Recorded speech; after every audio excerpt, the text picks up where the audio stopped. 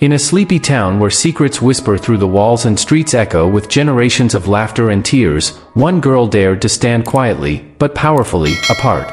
Katya Petrov was only 16, new to school and an outsider, yet within her beat the heart of a warrior. When bullies came to break her spirit, they discovered something far greater, compassion wrapped in quiet strength. What unfolded in the schoolyard that autumn day changed their lives forever. This is not just a story about self-defense, it's about healing, transformation, and the unshakable power of kindness. Ready to meet the girl who rewrote the rules? Imagine moving from a bustling city to a quiet provincial town, where everyone knows everyone, and no one knows you. 16-year-old Katya Petrov stepped into this new world with nothing but her books, her discipline, and a heart full of quiet strength. New to school number 7, Katya was met with suspicion, mockery, and eventually, confrontation. Bullied for being different, for her silence, her intellect, and her humility, she became the target of Dima Ivanov, the local tough guy, and his gang of equally lost boys. But what began as an ambush turned into a revelation. What they didn't know was that Katya had trained in karate for years.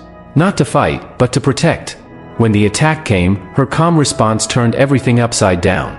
She defended herself, not with anger or vengeance, but with measured strength and compassion. In moments, the bullies were disarmed, physically and emotionally. Instead of humiliation, Katya offered care. She knelt beside the boy who tried to hurt her and offered kindness. That day, something shifted, not just in her bullies, but in the very spirit of the school. The story that unfolds is not just about martial arts or bullying, it's about healing, respect, and the kind of power that doesn't need to shout. A power that listens, understands, and ultimately transforms. This isn't just Katya's story. It's a mirror for us all. In a quiet provincial town, where every house held its own secrets and the streets echoed with the laughter and tears of generations past, lived a girl named Katya Petrova. She was 16, but in her dark, thoughtful eyes lay a depth that belonged to someone far older, someone who had tasted life's bitterness too soon. Katya had recently transferred to school number 7. Her family had moved from a large city after her father lost his job. Her mother now worked as a nurse at the local hospital, while her father tried to find his footing in this close-knit world where everyone knew each other from childhood. The first few days at the new school were anything but easy. Katya kept to herself, wore a modest uniform, and always carried a neat stack of textbooks in her arms. She was a top student, quiet and diligent. But her reserved nature was often mistaken for weakness, especially by Dima Ivanov. Dima was the schoolyard king. Loud, brash, and sharp-tongued, he led a small gang of boys who followed him more out of fear than friendship. Among them were Seryoza, Andrei, and a few others, boys who, in truth, were just as lost as Dima, desperate to belong to something, anything. One chilly autumn afternoon, as golden leaves danced their farewell waltz in the breeze, Dima decided to teach the new girl a lesson. Most students had already gone home. Katya had stayed behind, tucked away in the library, preparing for an upcoming test. Fate intervened as their paths crossed in the empty school courtyard. "Hey, new girl," Dima called, stepping in front of her. "You think you're better than the rest of us, always walking around with your nose in a book?" Katya stopped. She looked up at him with calm, unflinching eyes filled not with fear, but with a quiet sorrow that seemed to see straight through him. "I don't think I'm better than anyone," she said softly. "I just want to study well." "Oh, how humble," sneered Seryoza as he stepped closer. "Let's teach her what real life is like." What happened next lasted only a few minutes, but those few minutes would change everything. Dima grabbed for Katya's arm. With a grace that took everyone by surprise, she slipped free of his grasp. When Andrei tried to sneak up from behind, he suddenly found himself lying flat on the ground, completely unaware of how he got there.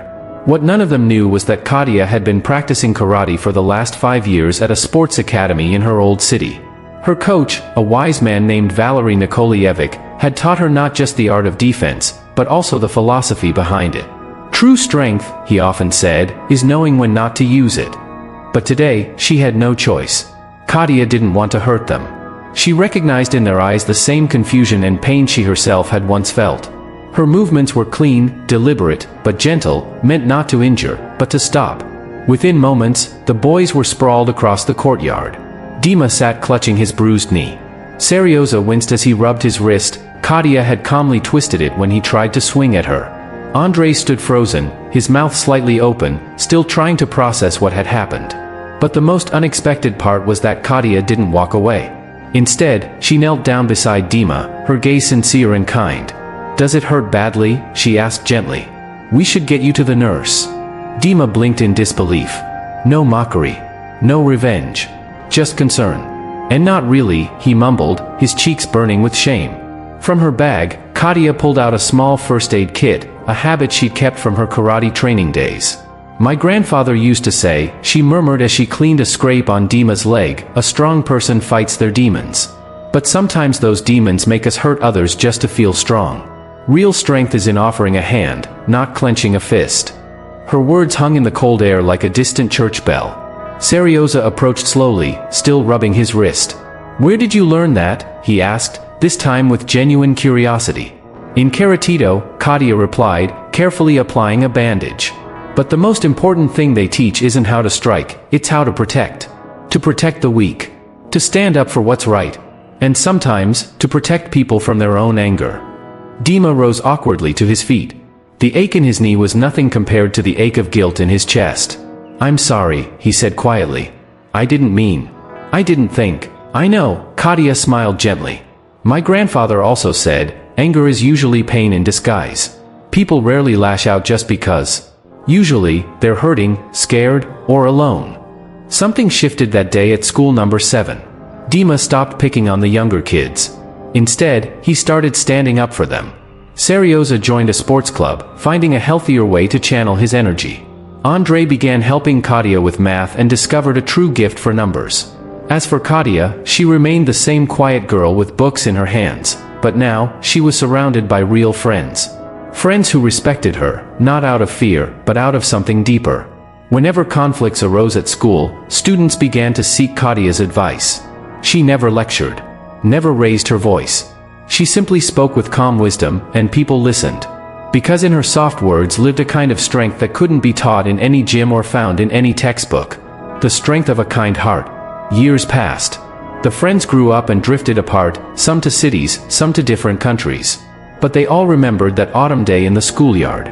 The day they learned a simple truth. True strength isn't in defeating an enemy. It's in turning that enemy into a friend.